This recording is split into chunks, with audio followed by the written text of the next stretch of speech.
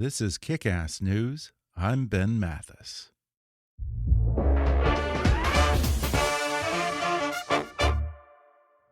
You did not kill your therapist. I'm pretty sure I did.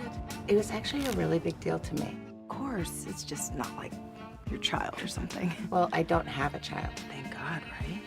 Thank God I don't have a child. The child that died. That was a clip from the new Showtime comedy series Work in Progress, a funny and uniquely human comedy starring and co-created by Chicago improv mainstay Abby McEnany.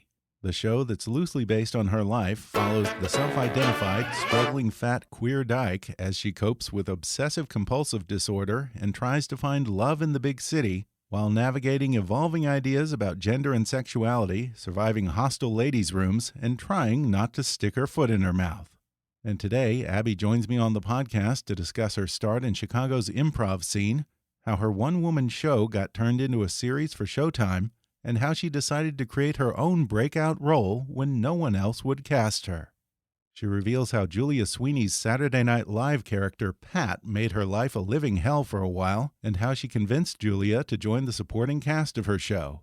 Abby talks about her perennial problem of getting misgendered in the women's restroom, how the 51-year-old sometimes feels like a square in the younger gay and transgender community, and why avoiding all social media is a matter of life and death for her. Plus, I get an education in gender identity, I mispronounce Abby's name a couple dozen times, and we bond over the power of gingham to cross all gender lines. Coming up with Abby McEnany in just a moment.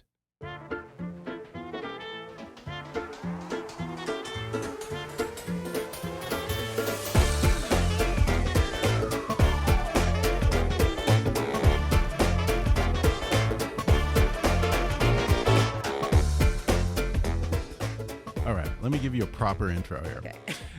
McEnany? McEnany. McEnany. Yeah. God damn it, It's I'm going okay. to screw it up. I know. McEnany, yeah. McEnany. Yep, Okay. perfect. All right. Abby McEnany is a mainstay of the Chicago improvisational comedy scene and regularly performs at I.O. Chicago.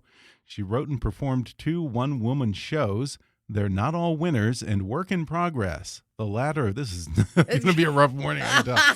You know what? You're working. This is perfect because this is how I am. Okay. So I'm loving every second. Yeah, this is This is awesome for first me. thing I'm doing after the holiday. The latter of which led to the creation of her new comedy series for Showtime. Work in Progress features McEnany. Thank you. Yeah, you got it. You got it. I'm going to screw it up so many times today. I give 0 fucks, by the way. Okay. McEnany. Work in Progress features McEnany as a fictionalized version of herself, a 45-year-old self-identified fat queer dyke whose misfortune and despair unexpectedly lead her to a vibrantly transformative relationship. Work in Progress premieres Sunday, December 8th at 11 p.m. Eastern and Pacific. Abby McEnany. Hi. Did I get it right? McEnany. Yeah, it's okay. You got it. You got it. Just, yeah. Abby McEnany. You Welcome. got it. Wow. Okay. You nailed it. I'm a hot mess today. No, are you kidding? Well, then we have a lot in common. I'm consistently a hot mess. Okay. By the way, I was just with my wife as I was telling you at our doctor's appointment, and she swears that you and I dress alike. Oh, yeah. When she You're wearing watched that gingham show- right now. You're wearing gingham and jeans, right? Yeah. Oh. Yeah. She watched that show. She's like, you two kind of dress alike. I just have a little less facial hair at the moment. I know. Yeah. Yeah. So I don't even know what that means. Does that mean that I dress like a queer dyke or you dress like a straight male? No, I don't think that's it. Okay. I'm a masculine presenting person. So, Okay. Yeah. Okay. But, Now- my sister always makes fun. She's like, "So what are you gonna wear? Gingham?" And I was like, "I think I wear so much. I love gingham." And I was wearing, but then like our lovely costume designer, like I just had a lot of gingham, and now I'm like, oh God, I don't think I like gingham anymore. Oh no, just for myself, but like, Turned but you who off of knows? gingham. Oh, I love Jesus. it, but yeah. Now, I mentioned in the intro that you describe yourself as a queer dyke, Yes. not a lesbian. Yes. For those of us who are still Yes. figuring things out, Sure. and I was too lazy to Google. No. What's the difference? Well, Help actually, me out I here. think it's funny because like I think identity is so personal, Mhm. and so I don't know anybody else that. I mean, I think anybody can find what they feel comfortable identifying themselves as. Mhm. I never felt like like lesbians. I don't know. And also things mean different things. Things mean different things to different people. Right. So It's very confusing these days. I can be. I just think. And also, God bless. If somebody says there's something, then that let them be that, right? So lesbians, like, so I dated in the show. My character Abby meets a young trans man who is a waiter, and then about 10 years ago, I was in D.C. for a month doing a show for Second City, and I met a young trans man as a waiter. And once I started dating Alex, I can't call myself a lesbian anymore because I'm denying Alex's identity because lesbians date women. Okay. So I was like, I'm not a lesbian, right? Okay. Because that's like I don't want to do anything to take away Alex's identity as a man. Yeah. So got it. That makes sense. Yeah. So then I Totally just makes sense. I started identifying myself more. I was like lesbians date women. Dykes can do whatever the fuck they want. And then I also feel like I'm queer. I say I'm dyke identified, and that's where I came up with queer dyke. I made it up for myself. Okay. Some people are like get pissed off about it. I'm like, God bless. I think when the fluidity, the idea of fluidity at least came more in my world in the last 3 years, both sexual and gender fluidity, makes a lot of sense to me. And I think I really feel like both of those things make a lot of sense to who I am. Yeah. I was at a really good friend of mine, Dan White's wedding, and he was introducing me to his cousin. He's like, and this is Abby, and he looked at me. I was like, she, her at the moment, to be determined, you know. So I am a she, her. That's how I identify now. I don't know. Identity's kind of beautiful. Yeah. And I feel like for me, it's always going to be open to change, and who cares? Except, I mean, I think people do. I mean to say, like, let people. You know, sure. What I also I'm a verbal vomiter, as you can see, and I don't think I hide very well. So let's just get that out of the way.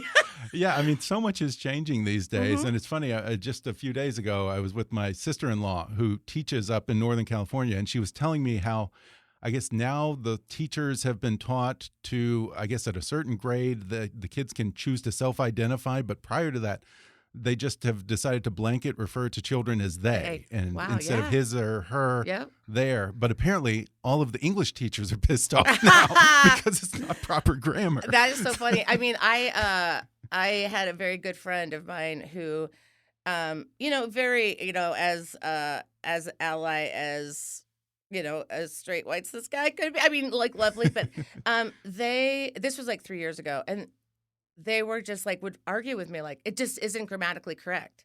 Like is so that's not an uncommon well, yeah, and it was just so argument, funny. I was like, but I don't. He's like, and I read an article. I'm like, yeah, I don't know if you as a straight white cis Catholic guy should be the arbiter of how queers and gender non-variant people refer to themselves. He's like, well, all right, but he was still kind of pissed off. And now he's on board. But it took him about 2.5 years to get there. Okay. So, you know, we're all trying. Like, hopefully, most people are trying to learn, and you know, I mess up all the time and stuff. I don't know everything, and hopefully, we can like create a society or create communities where people can learn and be honest with each other. I don't know. Yeah, I actually really appreciate that you use this series even to own up to your own confusion sometimes, and kind of the predicament of going from being kind of the cool lesbian in the '90s to being, I don't know, a little. Wait, cool lesbian? You thought that was a cool lesbian in the '90s? Oh, that's very sweet. I feel like in the '90s that was a very trendy, cool thing to be. Everyone that was when that's when everyone decided that they wanted a lesbian best friend or they wanted a lesbian friend. So wow, I feel like there were a lot of straight people acquiring their token lesbian friend in the '90s. That is news to me, Ben. No? Where are you from? Well, I'm actually from Texas. So. I'm not sad. Okay.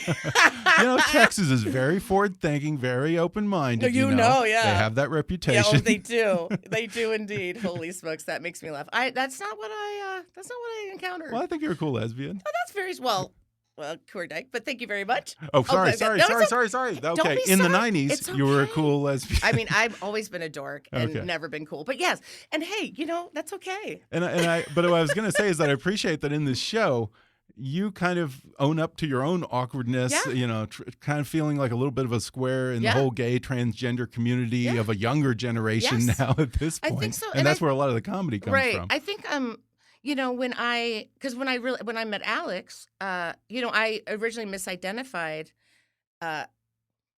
them because now in the last year, they now identify as genderqueer, so Okay. they go by they them now.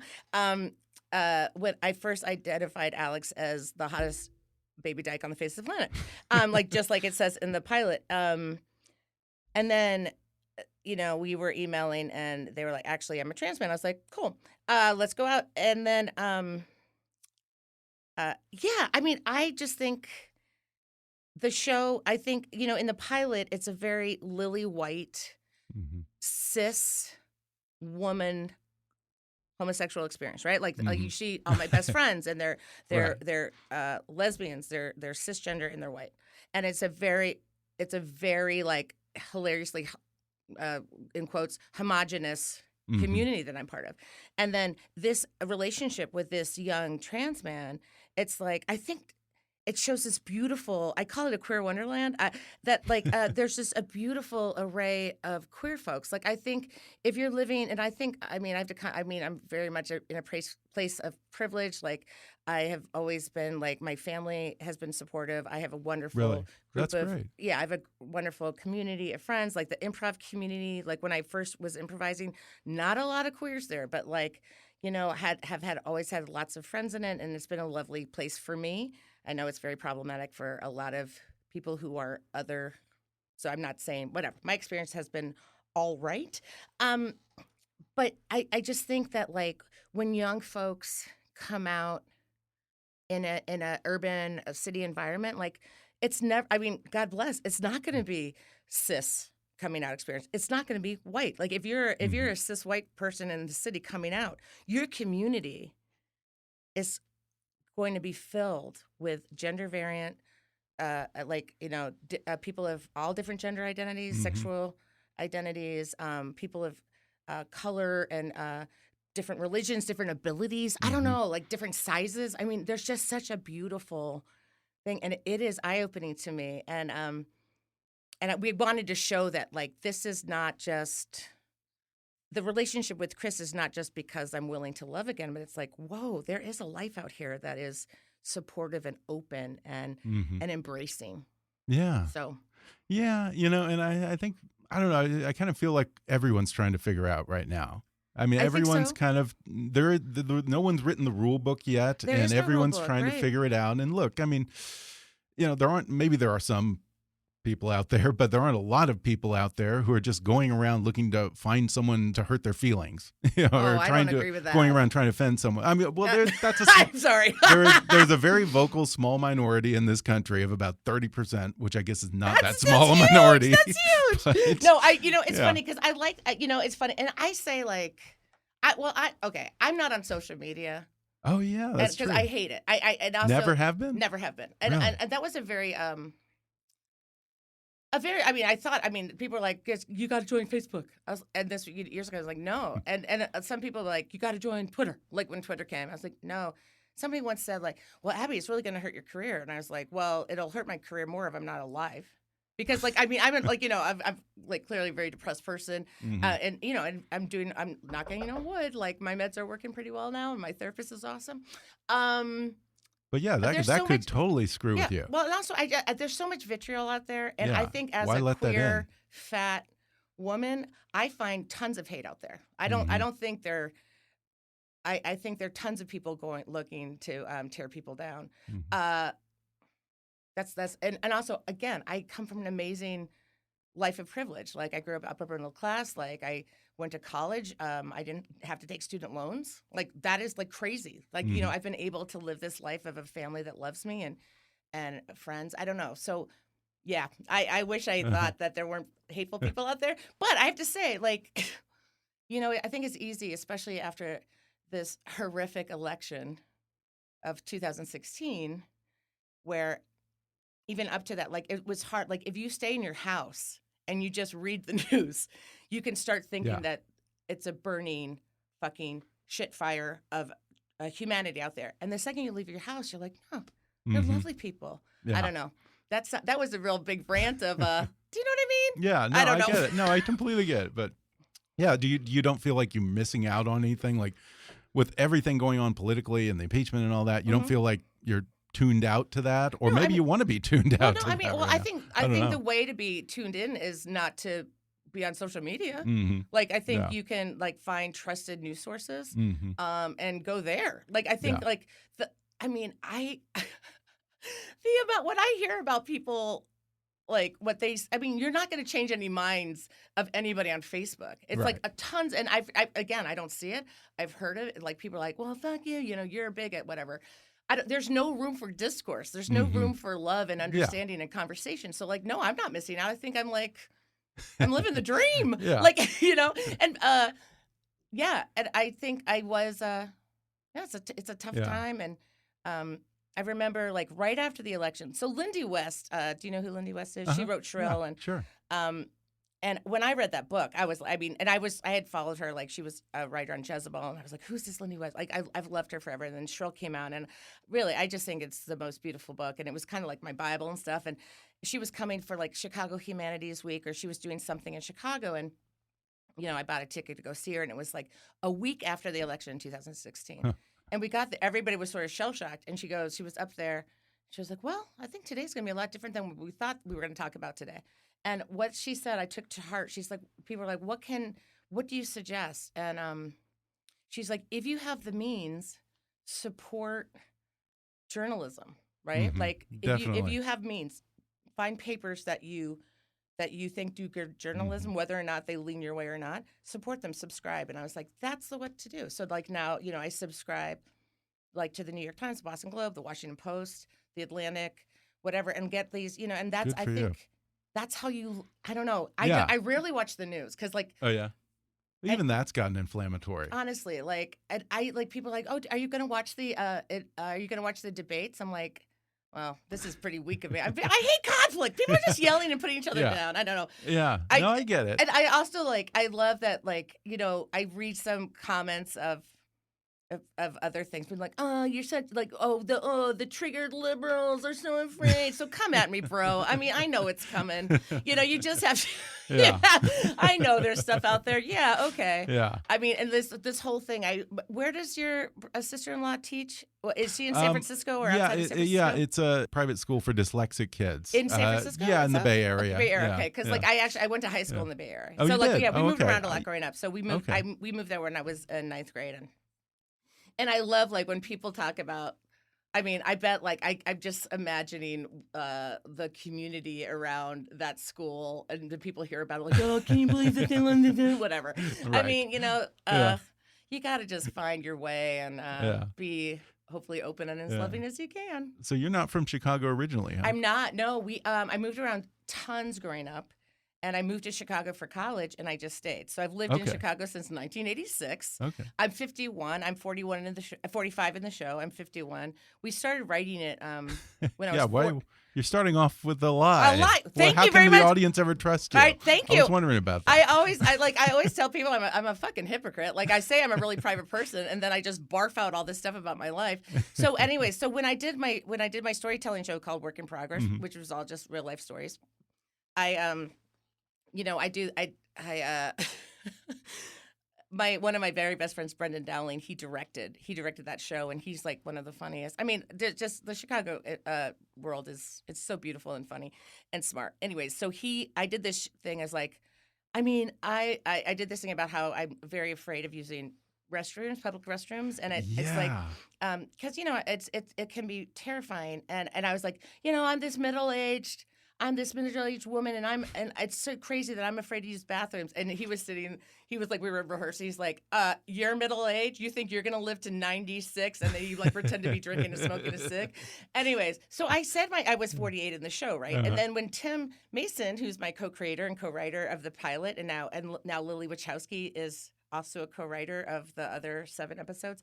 When we were doing the tagline for our for our proof of concept scene, he wrote like, we were like going to say, we thought it would be funny to be like, it's a coming of age story. Mm-hmm. So he wrote a coming of age story of a 45-year-old dyke. and he put it in and we sent it out. It's like 45. He's like, aren't you 45? I'm like, I'm 48. Anyways, so it's 45. And then it took 3 years for us to get it made. So yeah. But yeah, anybody could be like, you're a hypocrite. Yes, I am. We're going to take a quick break, and then I'll be back with more with Abby McEnany when we come back in just a minute.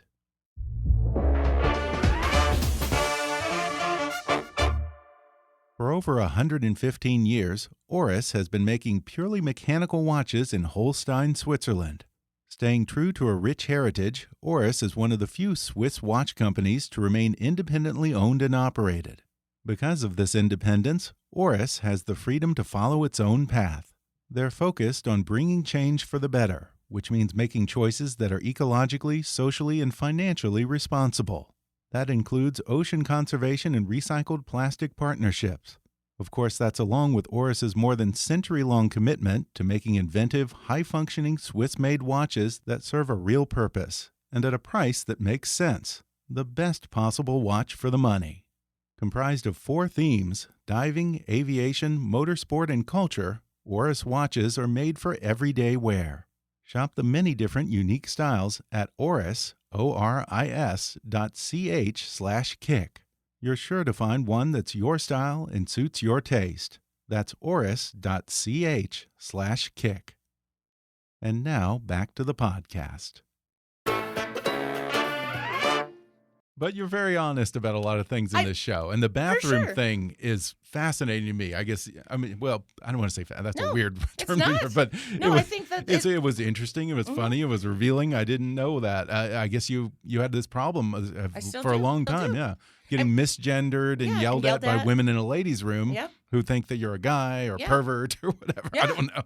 Everything. That really happens. It really happens. And it was so crazy. We were out here for the TCA's for a day of press in August, and I'm here it's like a highlight. Like we're start shooting this, like my dream's coming true, right? Like we're doing the show.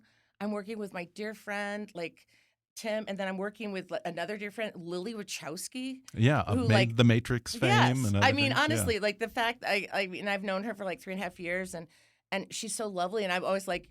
She took a $15 million pay cut to do this show. Like I was saying, she's this, and so we're out there. I'm like, this is crazy. Like when I came in, you were like, congratulations. I'm like, this is bonkers. Like I cannot believe it still. Huh? It doesn't seem real. And I'm so grateful. And it is so crazy. And I we did some interviews and then we did the panel. But right before the panel, I went to the bathroom and a lady, a woman came in to use the bathroom and she did that whole thing, looking at the sign, looking at me, looking at the sign, looking at me. And I'm like, it's, this is happening. And we were on the panel in front of journalists. I'm like, it just happened. Wow. I think a lot of people think I make it up and I don't. It's, it can be harrowing.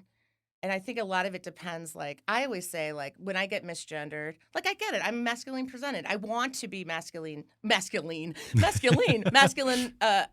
do you say it? Masculine? Masculine? I say, when you're how do you spell they? Anyways. Yeah, I think you're trying to make it more feminine. No thanks. Yeah, but masculine presenting. So I get when I'm called sir or whatever. My problem is the reaction. If I go, either say I'm not a sir, or they hear my voice and then they know. Mm-hmm. If the reaction is say, I'm like, hey, it happens all the time. I don't care. It's the reaction that is, well, you should grow your hair. Somebody said that to me in a store.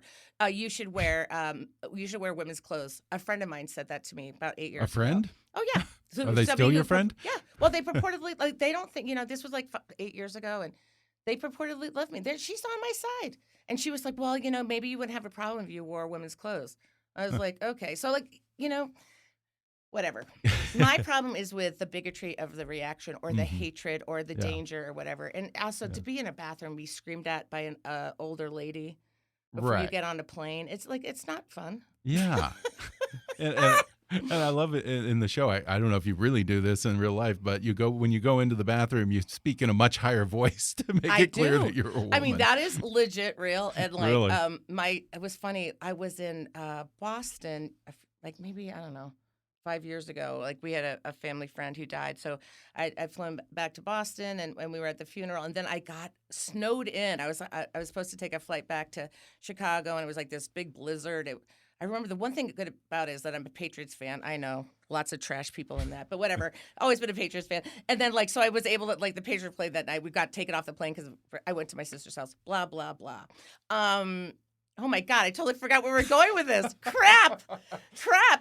What were we going? The high voice thing. Oh, the high voice. Anyways, so then we were like, that's hilarious. I'm like, where do we go? I've only had coffee. No. Anyway, so we, Lizzie and I, my middle sister, we went to a movie. It was like the third day, and we were actually able to use the car. And we went to the movie, and it was like this movie theater, and I was like, okay, I'm gonna use the bathroom before we go home. And I heard somebody come in. I'm like, like I do a cough, and I was like, hello, and she goes, Abby, it's me. I mean, because she knew I did that, but because I did a storytelling thing about it like years ago, and she was like, hello. I mean, anyways, I really do it. It's like it's a safety thing, and get it out of the way. Yeah. I don't know. And I love that scene. That's probably my favorite scene in the entire season of the show. The last bathroom. scene of the 4th episode. Well, yeah, because you finally are fed up and you start going off on these women in the bathroom. But then it almost spirals into like this Zucker Brothers-esque scene of you. That really it comments on our assumptions about all kinds of different people, from disabled to guys to nuns, you name it. I mean, the thing is, I thought that was so brilliantly honest. I mean, and it's funny because that scene. I mean, I am a horrible human being. Like I'm like, my life is harder than anybody else's. Clearly, that's not true. Like I was pushed to this place, and I'm like saying my life is harder than anybody else's in the world, and like that is clearly not true. Like, and so that's part of the comedy, hopefully, is that like, you spiral, and then like, and also like allowing somebody to have really bad and ugly moments, right? Like, not everybody's always at their best, right? And that shows absolutely my character. I'm doing quotes as a horrible human being. I don't know. Now the show centers around you, but you have a perfect supporting cast, including the great Julia Sweeney of SNL fame. Yes. She plays a supporting role on the show, and you end up calling her out for her character, Pat, which hopefully people remember, or have a certain generation remember. It is SNL in the 90s, Pat. I'm trying to think how to describe Pat, but she was a problem for you, right? Well, yeah, so Pat was a character that Julia did, and the thing was, the premise was that nobody knew if Pat was a man or a woman. Right. Right. So, and also, it's funny because when Pat was on SNL, I laughed along with everybody else. I thought it was hilarious. When it stopped being funny to me, it was like, and Pat was off the air, I would be called Pat, and that's not a compliment. And it'd be either like guys. Like I would like frat bros or financial bros or just any bro guy. A bro, come at me, guys. I don't, whatever. I'm just waiting for all the vitriol to come in. But anybody, you'll never know because you're not on social media. So. Yeah, but that's true. That's true. They're just talking in the that's wind. True. You'll be like, Abby, I got a lot of hate mail for you. This the thing that was horrible is that it happened to me in a lesbian bar by a lesbian. What? Yeah. So this is in lesbian called you Pat? Yes.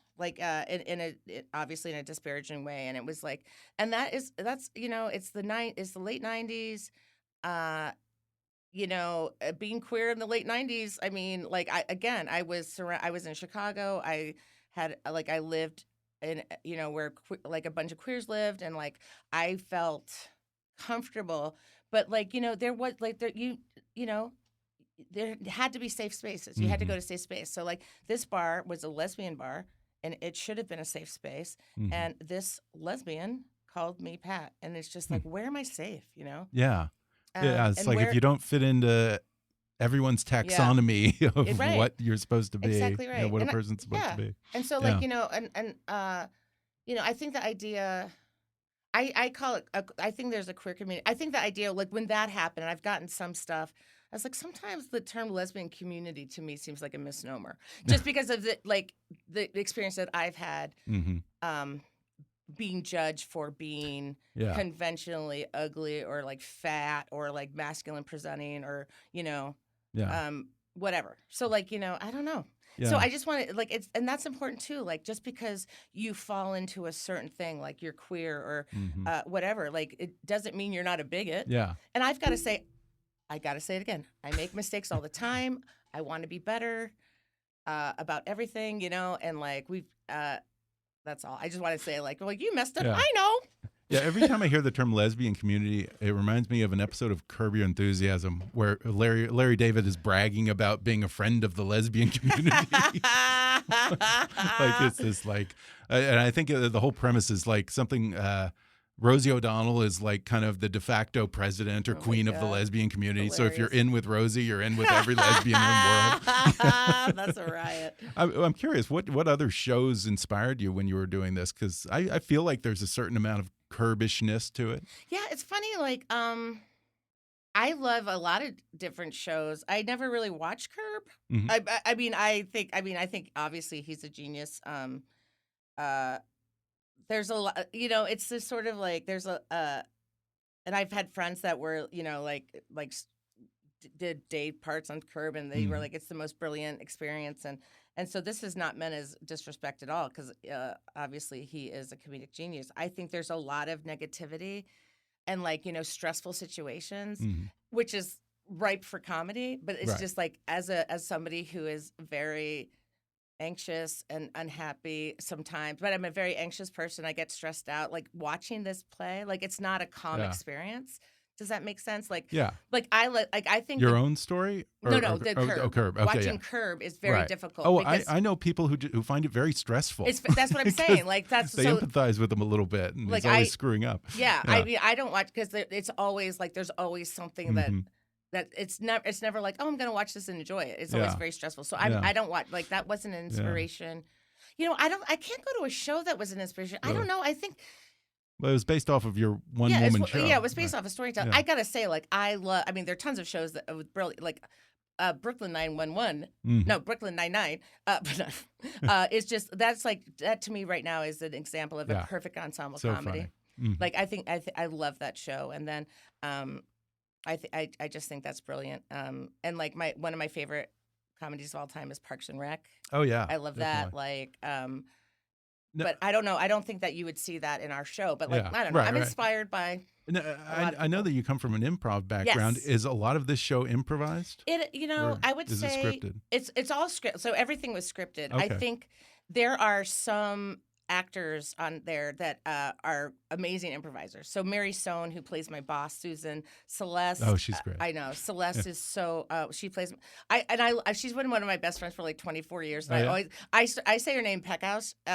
But somebody was like, "That's not how you say it." So sorry. I'm hanging out with Celeste tonight. So sorry, Celeste.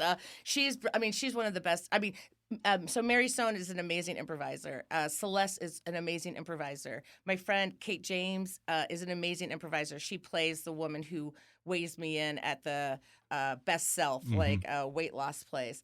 And there are just a lot of parts that were played by improvisers. So when you're in that role, and you're people, not only that you like trust implicitly as a person, but also as an improviser, that we were able to play more. Yeah. But everything was scripted. I have to say, like, it was great as like the person who my character's based on, and the co-writer and the co-showrunner. Like, I mean, I could play around a bit. Yeah. And I've heard that you've talked about auditioning for commercials and TV series throughout your career, but the problem you ran into was that you didn't always fit into the Hollywood or Madison Avenue narrow idea of who their target audience would be. And I was wondering, was Work in Progress, this new series, somewhat born out of a sense that no one's going to just cast you in something, so you kind of have to create that breakout role for yourself? Yes. So I would say like I wouldn't even I wouldn't get auditions. So it's not even I would go in there. They give because it's like also I get it. Why would why would they bring me on to sell cheeseburgers? Like I'm like I'm like people don't want to be fat. They're not going to have me do that. So and then also for when I didn't audition very much, and when I did, it wouldn't go well. So yeah, I started my first one-woman show. Like I want to perform and I want to act and I want to tell stories and stuff like that. And the only way I was like, okay, you have to write for yourself because there aren't going to be roles for me. And also I've got to say, there are tons more opportunities now than there were even 5 years ago. I think Orange is the New Black is an amazing. I Right. mean, you have women of like different gender. Yeah. Like you have Yeah, a lot more transgender women, diverse. you have women of color, you have Hmm. fat women, you got older women, you got like women of color. I mean, like you have that is a beautiful array of opportunity. Um, so I'm not saying like this is ground. I just said like Yeah. I knew I had to write for myself, and that's why I wrote for myself. Mhm. And somebody's like, well, just become a writer. It's like I want to perform. So yeah. So this is. I mean, honestly, it is really. It's a dream come true. I Yeah. still can't believe it. Yeah. I can't believe it. It's pretty amazing. Yeah. And I guess it happened fairly quickly because what? You did a pilot for Sundance and you got in, and I mean- then it got picked up by Showtime. I think there was a bidding war from what I've heard. Well, yeah. So what we did, so like Tim and I, like, so I did this storytelling show in 2016, and Tim Mason, my co-creator, we were gonna work on some videos together because his wife is a dear friend of mine. We improvised together. She was like, "Hey, Tim wants to work on his. What do you want to work on?" I'm like, "Ah." It was like I had just put my show up, so I was still running it. But I was like, I don't know. And my brain was in a good place. Like my meds were working pretty good. I was feeling creative. I was like, I want to, I think maybe I'll do some videos. And she was like, oh, reach out to Tim because he wants to work on his directing reel. okay. Reached out to Mason. We met. I pitched some ideas that were honestly fair to Midland. And then he was like, oh, okay, cool. This is kind of my directing style. He sent me a clip that he had wrote and directed. And then, so I was going to repitch the next week and meet. And then in that weekend, he came to my storytelling show, right? And then, so I went and I like repitched these ideas. And again, they weren't fabulous. And he goes, I mean, they would have been fine, but we weren't passionate about him. He's like, why don't we just write a TV show based on the stories? I was like, Wow. right on. Huh. And I've always wanted to do that. I'm also a collaborator. I knew I wouldn't do it on my own. And, but also it's a very self-involved thing, right? Like this story is about me. So like you don't go up to, I mean, and there are tons, again, I can't talk about how great Chicago is and the Chicago improv community and the artistic community is so beautiful. But how I didn't want to go up to somebody that I really like loved, trusted, respected, Yeah. and wanted to work with and be like, hey, do you want to dedicate so much time and energy on my story with possibly no payout or payoff, Right. So right. like it really, that's where Yeah. we started. So we started in 2016, and that first scene in the pilot with the therapist, that was filmed in September of 2016. Okay. And then Love that. we had some meetings. We were working in the production company for a while that sold a different show.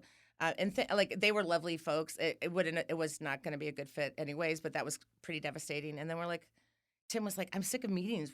So we rewrote the pilot a few times, but then we decided like we'd do it as a web series because we were going to do it ourselves. We were like, we just got to make it. And so we were going to do it as a web series because like who's going to sit down and watch 24 minutes, right? So we're like, and then so we funded it ourselves and we did, we filmed it in June and July of over 3 days in 2018 and. But that's so much better that you already had this team assembled and you're working with people that you know and friends in Chicago and all phenomenal. that. So like it's not like you're going to networks pitching a show and No. then they're going to force, some showrunner that you've never honestly, met on it you was and all gr- these I mean, people. It was, Yeah. So like we did So the pilot and you're still kind of like an R gang comedy, what? kind of like an R gang comedy. You're like still like let's like, put on a show. It was very lucky because like when we The same when group. we got into Sundance, which still I go, can you believe it? And then we went out to pitch after Sundance. We went out to pitch, and like we were in a good position because they had already seen the pilot, so they knew what the show was about. They knew the voice. They knew what we were gonna, So like we were at an advantage of like not having to go, and then it's like this woman who's kind of a mess, and then she's depressed and suicidal, and then she meets this young man, and then and then she has these friends and a family, whatever. Like the work, a lot of that work was done. It's this meets that. Yeah, and then also like I mean I like from the beginning with Tim, and then when we signed on with some EPs, and then we got lawyers, whatever, and then we were going out to pitch. I was just like, just so you know, I will never sell unless I get to play myself. Like I'm not going to sell. The reason that I wrote my stories was because I wanted to perform. So just so you know, I'm not going I to sell can't imagine it without you. Well, thank you very much. But like, I mean, and they were like, yeah, we got it. But I was like, I need to reiterate, there's no way that I will sell this. These are very personal stories here. And also like, I'd rather the show not be made than me not be able to be in it. Yeah. That's fair. There's something about It's your being story. 51 and being like, being the first thing I've ever done, but I know who I am. I'm surrounded by an amazing community. And like, I understand this life of failure, right? Like, I mean, it's like, I'm thrilled. I'm the luckiest person, but like, I'd rather not have that a little bit of money or whatever from selling my ideas and going back to like not getting any gigs. You know what I mean? Yeah, absolutely. I mean, what is it like for you as someone who's done one-woman shows and improv and that kind of thing to suddenly be thrown into a TV show where you have like, you know, you have to hit your mark and you have to. I mean you've that was never so done great. that before. Yeah, I gotta say, you got like, a crew so, around you. Yeah, so I gotta say, we first of all, having Lily Wachowski as your friend and your mentor and your warrior, and I mean, she is. I can't even. I'm gonna get teary. She's so phenomenally amazing and supportive and smart and powerful, and so that, I mean, that gives you confidence, right? Like, I gotta say, definitely. when we went out to pitch, I'm like, holy crap! I'm in these meetings, but the thing is that so they had seen the pilot, so they know I'm a mess. Like, I'm like, whoa, like, so that's not a surprise. I don't have to pretend I'm somebody I'm not. Right. And then I'm sitting next to Lily fucking Wachowski. Are you kidding me? I mean, like, there was a sense of sort of like, all right. So that was amazing. That she's so supportive, and then. I mean, it's bonkers, you know. But we when we hired our crew, like and like our department heads and stuff, like Tim and I were like, hey, we've never done this before, and like Tim had directed some commercials. He's never done TV, and I had never been on a professional set before. Like, I'd done some Friends of web series, but like, this is bonkers. And like, we had the most amazing crew, I gotta say. And I'd be like, you guys, you know, I don't know what I'm doing. And everybody helped me. Like, they took amazing care of me. And it was very much a community feel because like we're fairly low budget. And so a lot of people, people were like working, I think, whatever. Everybody worked together, and I mean, I was very well taken care of. And before we go, I do want to point out that Work in Progress addresses a lot of things, not just gender and sexuality, but fat shaming, mental illness, community, family, all kinds of things. Do you worry about getting pigeonholed as? Well, I don't know what the term would be, the queer show or whatever. I mean, well, it's funny because I think or how do you combat that? Yeah, I think that's a great question. I think I was very concerned, like, I don't want to be pigeonholed as a queer show because it's about so much more. It is about, like, my goal for this, like, the show, and I'm not there. I mean, I'm just saying, like, my goal is to show people that, like, hey, hopefully we can find a world that you can live without shame, right? And when I say that, like, I've talked to some classes, like, and I'm like, look, I'm not there yet. I'm not ashamed about my gender, sexuality, my age, whatever. I'm very ashamed of my fat. And I come by it honestly, and I mean, I'm not going to hide it. Like, I'm not proud of that. I'm ashamed of it. Anyways, but I think, honestly, like, working with Showtime, they have been. I mean, it's not. I mean, we are. Like, when we were taught, we had a marketing meeting, and like, we're so lucky to go after the new L word, and so they're doing. What a great lead in. I mean, come on, but like But then they're like, but this, we had this big meeting, and they're like, but this isn't just, this isn't a queer show. It's about so much more. So we're going to do some of the co-stuff, but we're going to do other stuff because it really, I was worried about being pigeonholed at the beginning, like when we were pitching it and stuff. Well, even before, like where we were going to like submit it, I was like, I don't want to do like a queer festival, even though queer festivals are amazing.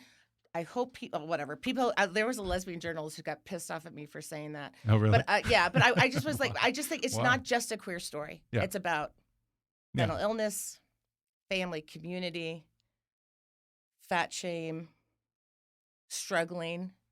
Yeah. Just holding on, being like holding human. on by a thread. Yeah. Absolutely. Yeah. For whatever it's worth. I mean, it doesn't get much more straight, cis, white male than me and my wife, I guess, or female. And we absolutely loved it. We thought it was just fantastic. It's so funny. Thank you. That means funny, the world heartfelt, to me. wonderful. That honestly, thank you so much. It's so kind. I appreciate it. Well, Work in Progress premieres Sunday, December 8th at 11 p.m. Eastern and Pacific on Showtime. Abby McEnany's.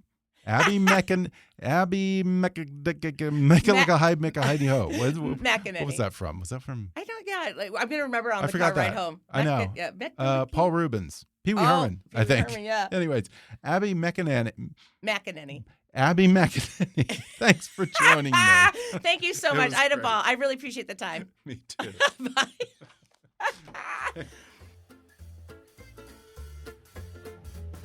Thanks again to Abby McEnany for coming on the show.